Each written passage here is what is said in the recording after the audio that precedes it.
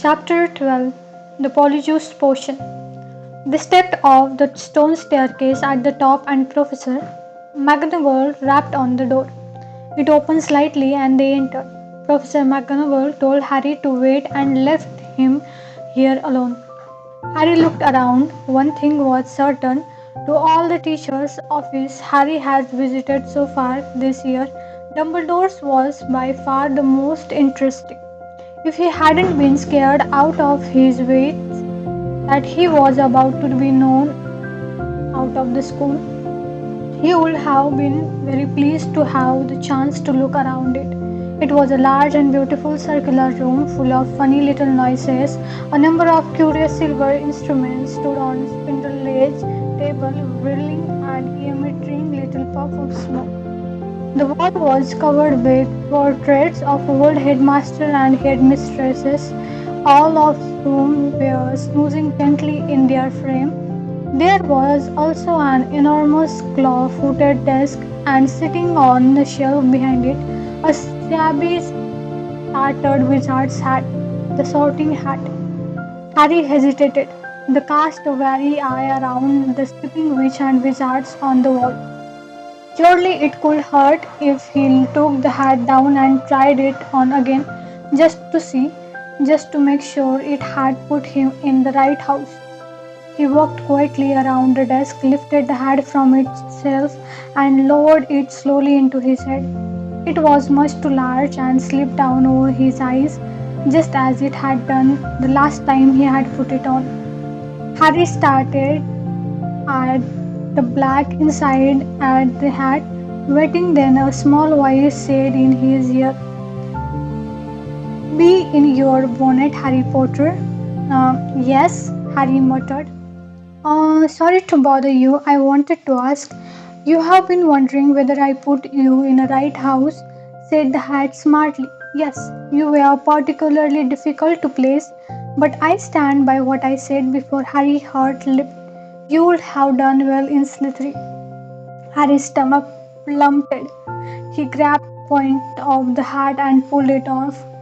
It huge limple in his hand, grubby and faded. Harry pushed it back onto its shelf, feeling sick.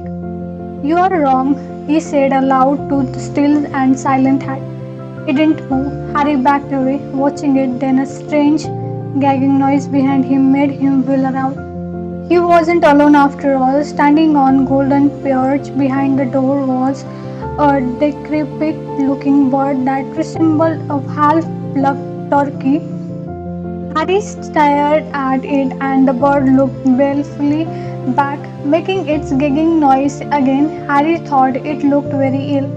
Its eyes were dull, and even as Harry watched, a couple more feathers fell out of its tail.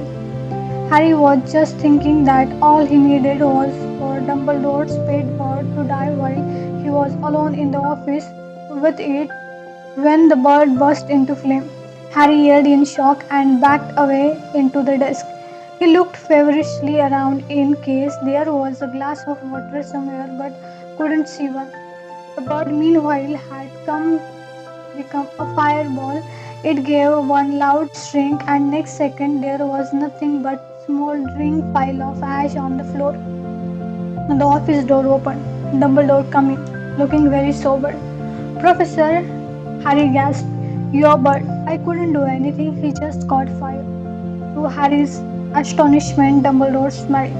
About time, too, he said. He's been looking dreadful for days. I have been telling him to get a move on. He chuckled at the stunned look on Harry's face. Quax info is a phoenix. Harry phoenixes burst into flame when it is time for them to die and are reborn from the ashes. Watch him. Harry looked down in the time to see in a tiny wrinkled newborn bird poke its head out of the ashes. It was quite as ugly as the old one. It's a shame you had to see him on burning day, said Dumbledore, sitting himself behind his desk. He's really very handsome most of the time, wonderful red and gold plumage, fascinating creature, phoenix. They can carry immensely heavy loads. Their tears have healing powers and they make high faithful pets. In the shock of Fox catching fire, Harry had forgotten what he was there for. But it all came back to him as Dumbledore settled himself in the high chair behind the desk and fixed Harry with his penetrating light blue stare. Before Dumbledore could speak another word, however, the door of office flew open with an almighty bang and Hagrid burst in, a wild look in his eyes. He bulked perched on top of his shaggy black head and the dead roaster still swinging from his hand. It wasn't Harry, Professor Dumbledore said Hagrid urgently. I was talking to him second before that kid was found. He never had time, sir. Dumbledore tried to say something, but Hagrid went ranting on, waving the rooster around in his agitation, sending further everywhere. It can't be him. I'll swear it in front of the Majesty of Magic if I have to. Hagrid, you have got the wrong boy, sir. I know Harry never. Hagrid, said Dumbledore loudly. I do not think that Harry attacked these people. Oh, said Hagrid. The roaster falling limply at his side. Right, I'll wait outside then, headmaster. And he stamped out looking embarrassed. You don't think it was me, Professor? Harry repeated hopefully as Dumbledore brushed Rooster feather off his desk. No, Harry, I don't, said Dumbledore, though his face was sober again. But I still want to talk to you. Harry waited nervously while Dumbledore considered him, the tip of his long finger together. I must ask you, Harry, whether there is anything you had like to tell me, he said gently. Anything at all. Harry didn't know what to say. He thought of Malfoy shouting, You'll be next, mudbloods, and of the polyjuice potion simmering away in morning Myrtle's bathroom. Then he thought of the disembodied voice he had heard twice and remembered that Ron said, Hearing voice no one else can hear isn't a good sign even in the Wizardian world. He thought too about that everyone was saying about him and his growing dead that he was somehow connected with Salazar Slytherin. No, said Harry, there isn't anything, Professor.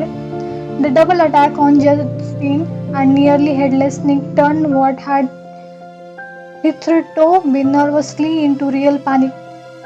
Curiously, it was nearly headless Nick's fate that seemed to worry people most. What could possibly do that to a ghost? People asked each other what terrible power could harm someone who was already dead. There was almost a stampede to book seat on Hogwarts Express so that students could go home for Christmas. At this rate, we'll be the only ones left, Ron told Harry, Hermione, us, Malfoy, Crabbe and Goyle. What a jolly holiday it's going to be. Crabbe and Goyle, who always did whatever Malfoy did, had signed up to stay over the holidays too. Harry was glad that most people were leaving. He was tired of people skirting around him in the corridor as though he were about to sprout Frank on speed potion. Right of all the muttering, pointing, and hissed as passed, Fred and George, however, found all this very funny. They went out of their way to march ahead of Harry down the corridor, shouting, Make way for the hire of Slytherin. Seriously, evil wizard coming through. Percy was deeply disapproving of this behavior. It is not a laughing matter, he said coldly. Oh, get out of the way, Percy, said Fred, Harry in a hurry. Yeah, he's off the Chamber of Secret for a cup of tea with his kind servant, said George, chortling. Ginny didn't find it amusing either. Oh, don't she wear every time Fred asked Harry loudly who he was planning to attack next? Or when George pretended to ward Harry off with a large clove and garlic when he met. Harry didn't mind. It made him feel better than Fred and George at last, though the idea of being Slytherin's hire was quite ludicrous. Their antics seemed to be aggravating Draco Malfoy, who looked increasingly sore each time he saw them at it.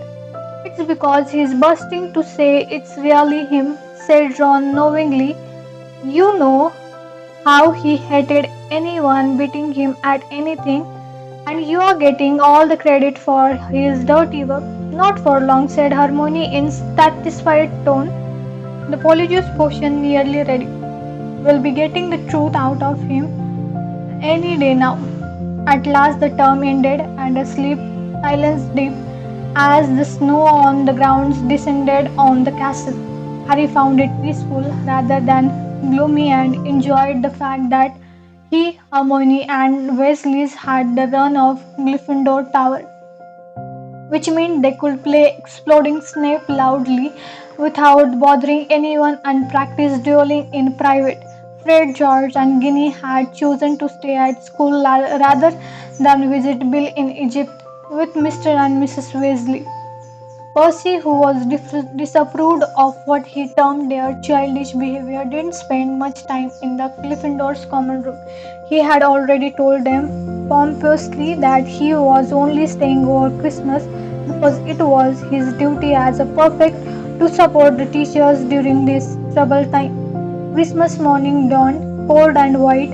Harry and Ron, the only one left in their dormitory, were woken very early by Hermione, who burst in fully dressed and carrying presents for them both. Wake up, he said loudly, pulling back the curtain at the window. Hermione, you are not supposed to be in here, said Ron, shielding his eyes against the light. Merry Christmas to you too, said Hermione, throwing him his present. I have been up for nearly an hour, adding more lacewing to the potion. It's ready. Harry sat up suddenly wide awake. Are you sure? Positive, said Harmony, shooting Scabbard the rat so that she could sit down on the end of Ron's four-poster. If we are going to do it, I say it should be tonight. That moment, Hedwig swooped into the room carrying a very small package in her beak. Hello, said Harry happily as she landed on his bed. Are you speaking to me again? She nibbled his ear in affection sort of way, which was a far better present than the one that she had brought him, which turned out to be from Dursleys. They had sent Harry a toothpick and a note telling him to find out whether he had been able to stay at Hogwarts for the summer vacation too. The rest of Harry's Christmas presents were far more satisfactory. Hagrid had sent him a large tin of treacle toffee, which Harry decided to soften by the fire before eating. Ron had given him a book called Flying with the Cannons, a book of interesting facts about his favorite Quidditch team, and Hermione had bought him luxury eagle feather quill. Harry opened the last present to find a new hand-knitted sweater from Mrs. Weasley and a large plum cake. He read her card with fresh surge of guilt, thinking about Mr. Weasley's car, which hadn't been seen since its crash with the Wooming Willow, and the above of rule-breaking he and Ron were planning next. No one, not even someone reading Talking Polyjuice Potion later, could fail to enjoy Christmas dinner at Hogwarts. The great hall looked magnificent.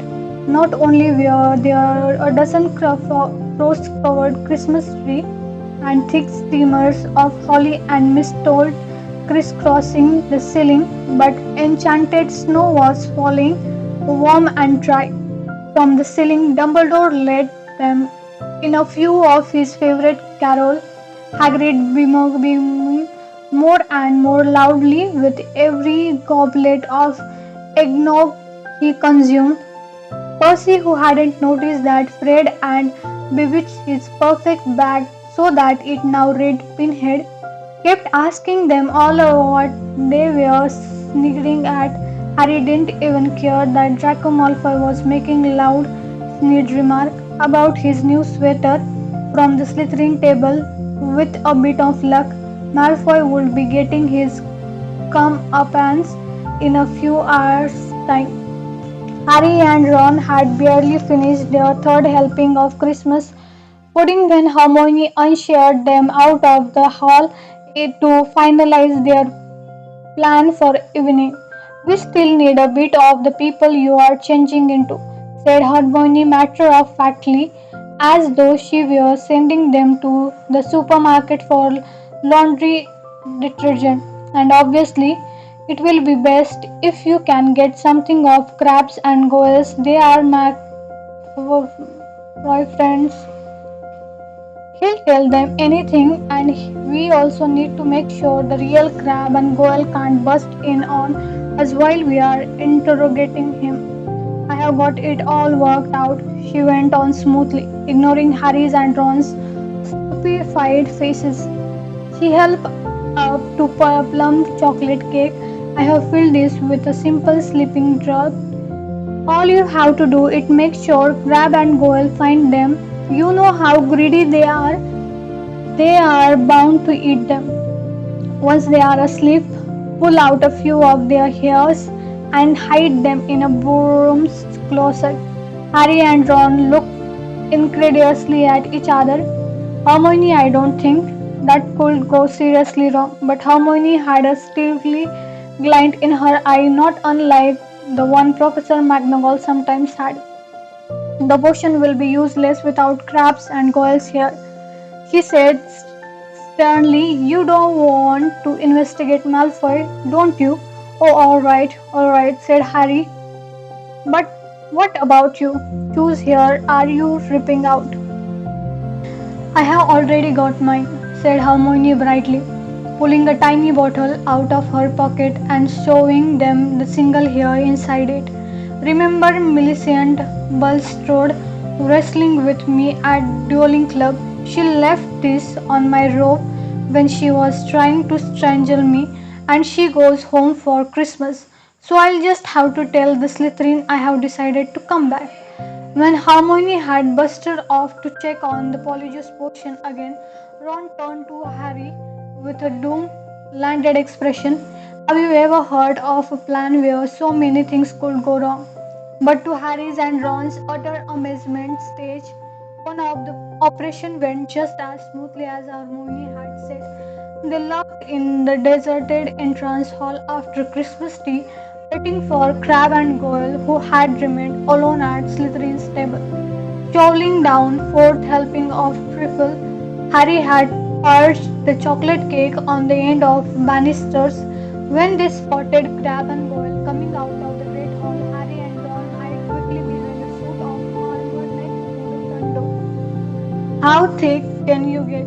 Ron whispered psychically as Grab gracefully pointed out the cake of Goyle and grabbed them, grinned stupidly. They stuffed the cake hole into their large mouth for a moment. Both of them chewed greedily, look of triumph on their faces, then without the smallest change of expression they both reeled over backward onto the floor. By far the hardest part was hiding them in the closet across the hall. Once they were safely stored among the buckets and mops, Harry yoked out a people couple of brisks that covered Goyle for. Ned and Ron pulled out several of Grape's hair. They also stole their shoes because their own wares were too small for Grab and Goyle's size fit. Then, still stunned at what they had just done, they sprinted up to Morning Martle's bathroom. They could hardly see for the thick black smoke issuing from the stall in which Hermione was staring the cauldron, pulling their robes up over their faces. Harry and Ron knocked softly on the door. Hermione. They heard the scrape of lock and Hermione emerged, shiny face and looking anxious. Behind her, they heard the gloop gloop of the bubbling Glushon potion. Three glasses tumbler stood ready on the toilet seat. Did you get them? Hermione asked breathlessly. Harry showed her Goyle's hair. Good, and I sneaked his spare robes out of the laundry. Hermione said, holding up a small snack. You'll need bigger size once you are Grab and Goyle. The three of them stared into the cauldron. Close up, the potion looked like thick, dark mud bubbling sluggishly. I'm sure I have done everything right, said Hermione nervously, rereading the splotch page of most potent potions. It looked like the book says it should. Once we have drank it, we'll have exactly an hour before we change back into ourselves. Now what? Ron whispered. We separate it into the three glasses and add hairs. Hermione laid large droplets of the potion into each of the glass. Then, her hand trembling, she shook Millicent Bulstrode's hair out of his bottle into the first glass. The potion hissed loudly like a boiling kettle and frothed madly. A second later, it had turned a sick sort of yellow oak. Essence of Millicent Bulstrode, said Ron, eyeing it with loathing. But it tasted distinguished. Add yours then, said Hermione. Harry dropped Goyle's hairs into the middle glass and Ron put Grab into the last one. Both glasses hissed and frothed. Goyle's turned the khaki color of a booger. Grab's dark, murky brown. Hang on, said Harry as Ron and Hermione reached for their glasses. We had better now all drink them in here. Once we turn into Grab and Goyle, we won't fit. And Millicent Bulstrode, no paxes. Good thinking, said Ron, unlocking the door. We'll take separate stall. Carefully not to spill a drop of his polyjuice potion, Harry slipped into the middle stall. Ready, he called. Ready? Come. Ron and Hermione's voice. 1, 2, 3. Pissing his nose, Harry drank the potion down into large gulp. It tasted like overcooked cabbage. Immediately his insides started writhing as though he had just swallowed live snakes. Double up, he wondered whether he was going to be sick. Then a burning sensation spread rapidly from his stomach to the very end of his fingers and toes. Next, bringing him gasping to all fours, came a horrible melting feeling as the skin all over his body doubled like hot wax. And before his eyes, his wound began to grow. The fingers thickened, the nail broadened, the knuckles were bulging into bold. His shoulders stretched painfully, and a prickling on his forehead told him that hair was creeping down toward his eyebrows. He rubbed ribs as his chest expanded like a barrel bursting into hoops. His feet were agnew in shoes 4 sizes too small. As suddenly as it had started, everything stopped.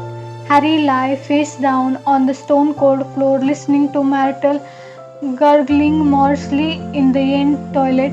With difficulty, he kicked off his shoes and stood. So, this was what it felt like being Goyle in his large hand trembling.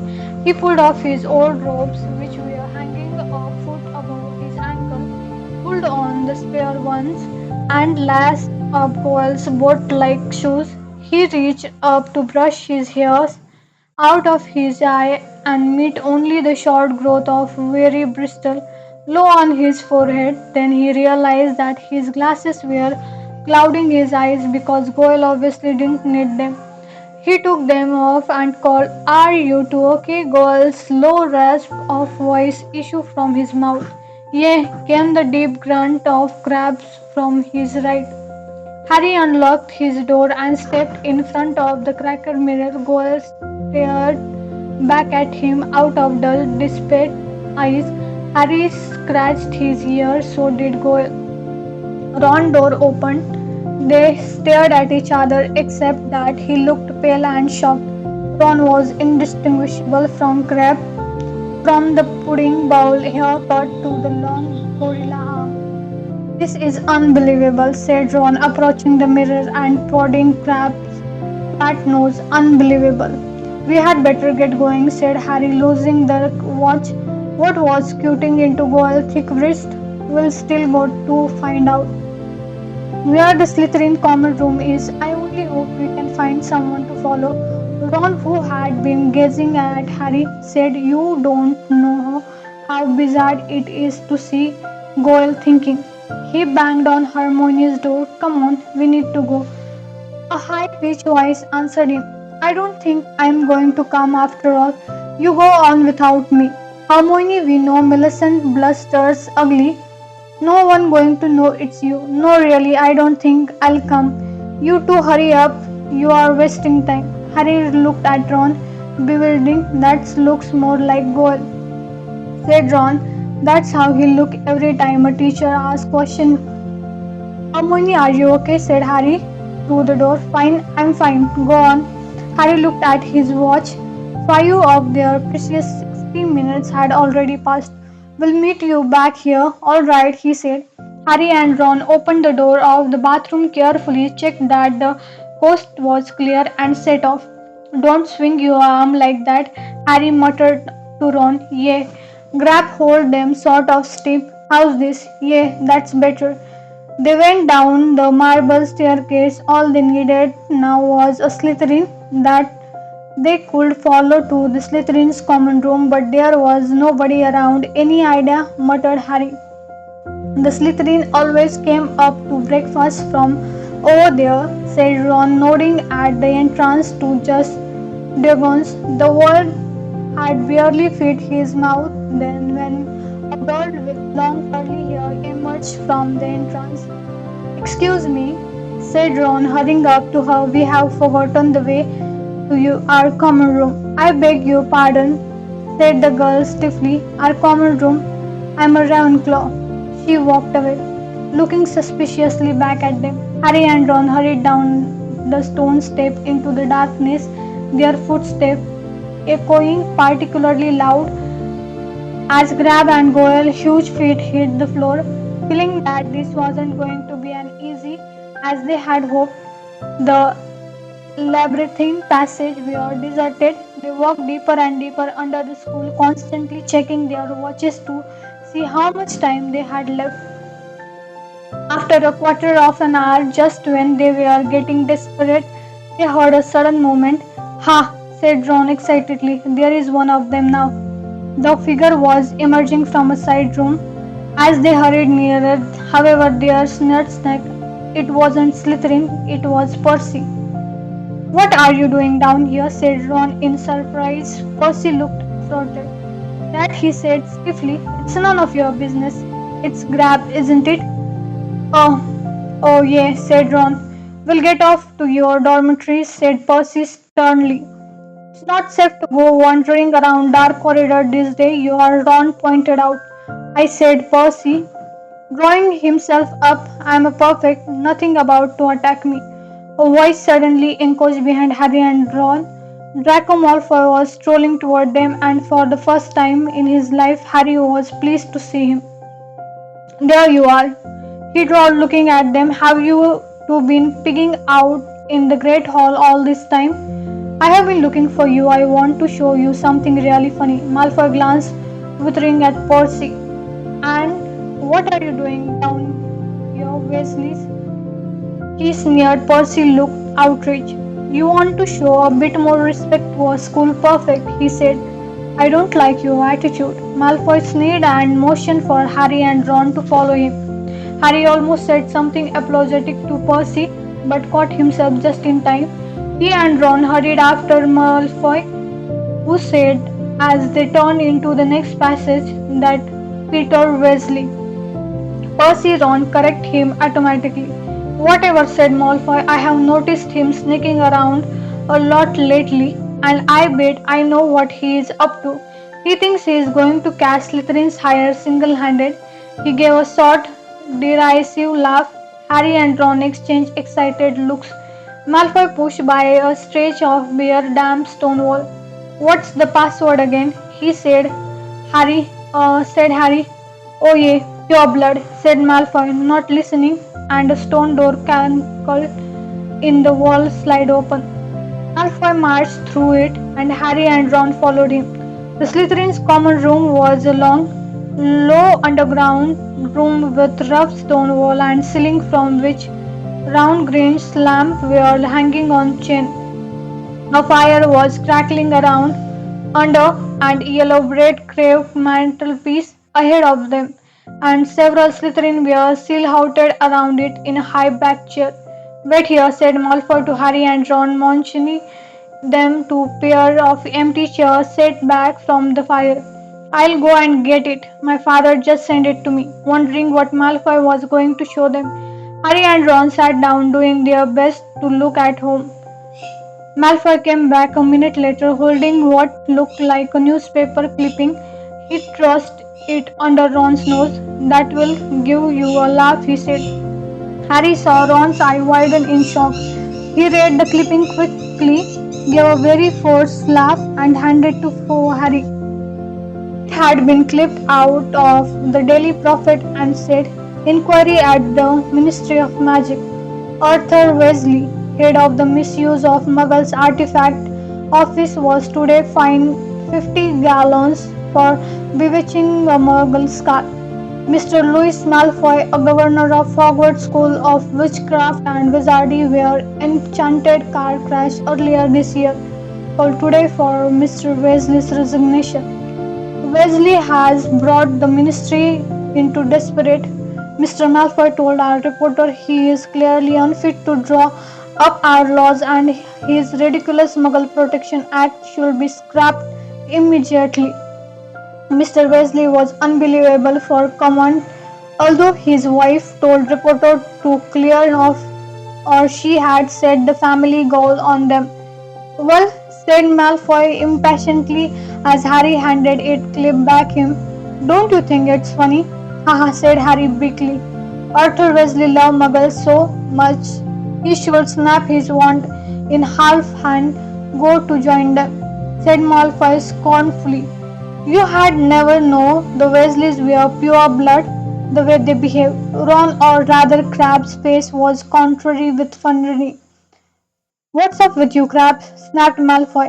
"Stomachache," Ron grunted.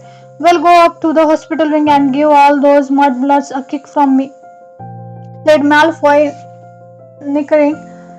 "You know, I'm surprised the Daily Prophet hasn't reported all this attack yet," he went on thoughtfully.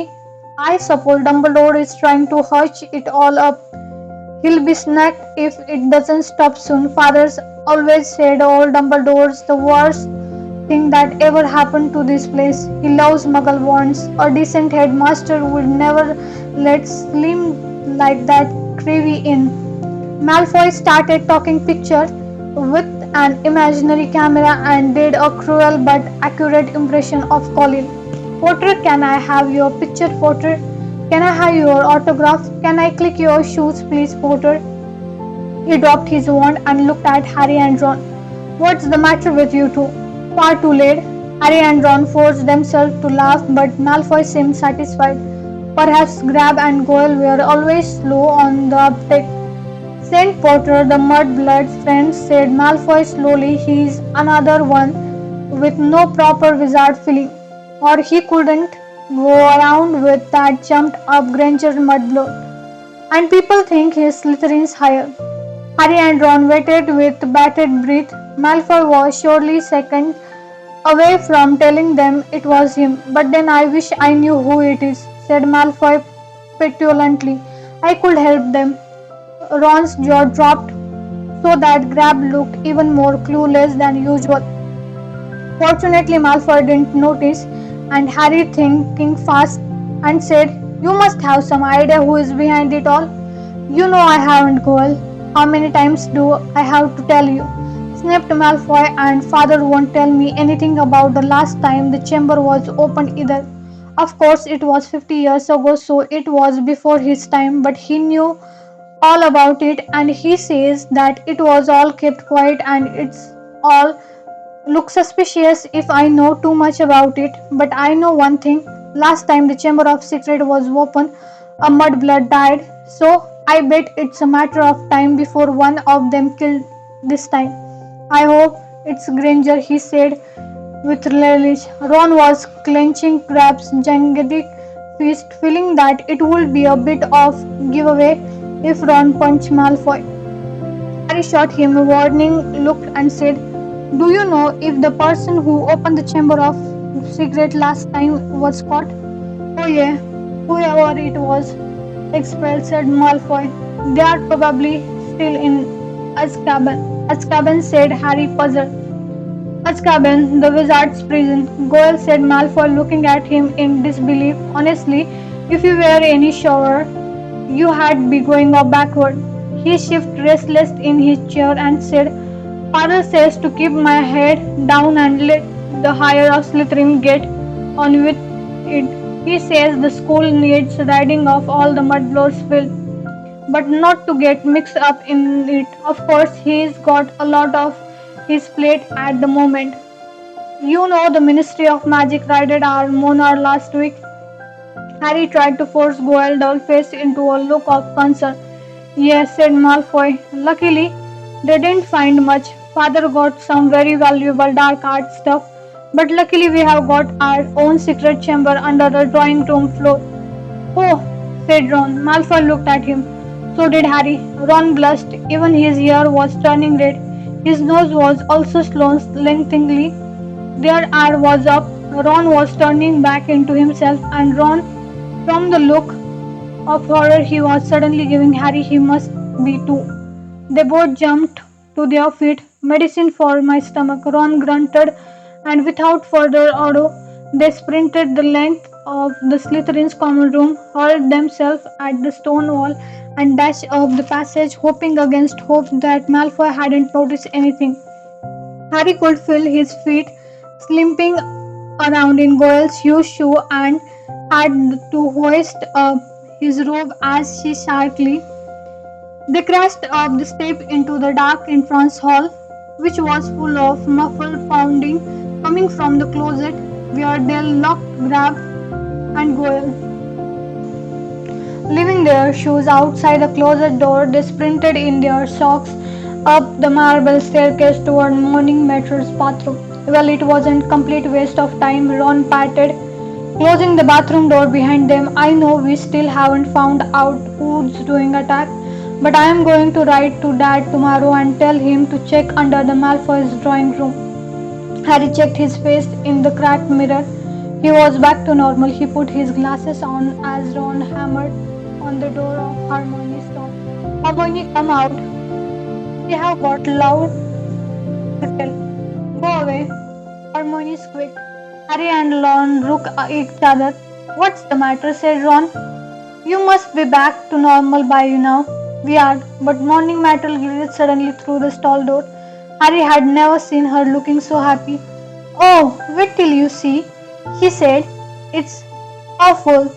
They heard the lock slide back and Hermione emerged, sobbing, her robes pulled up over her head.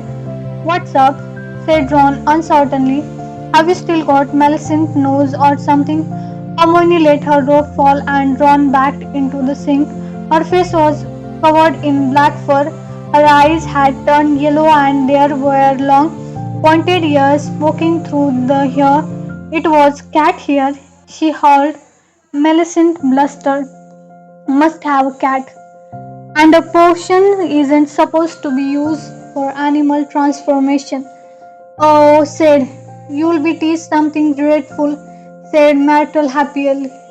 It's okay, Hermione, said Harry quickly. We'll take you up to the hospital wing. Madame Pomfrey never asked too many questions. It took a long time to pursue Hermione. Morning Myrtle sped them on their way with hearty guffaw. Wait till everyone find out you are got a tell. That's it for today. Thank you so much. Stay tuned for next chapter. Till then, see ya. Bye bye.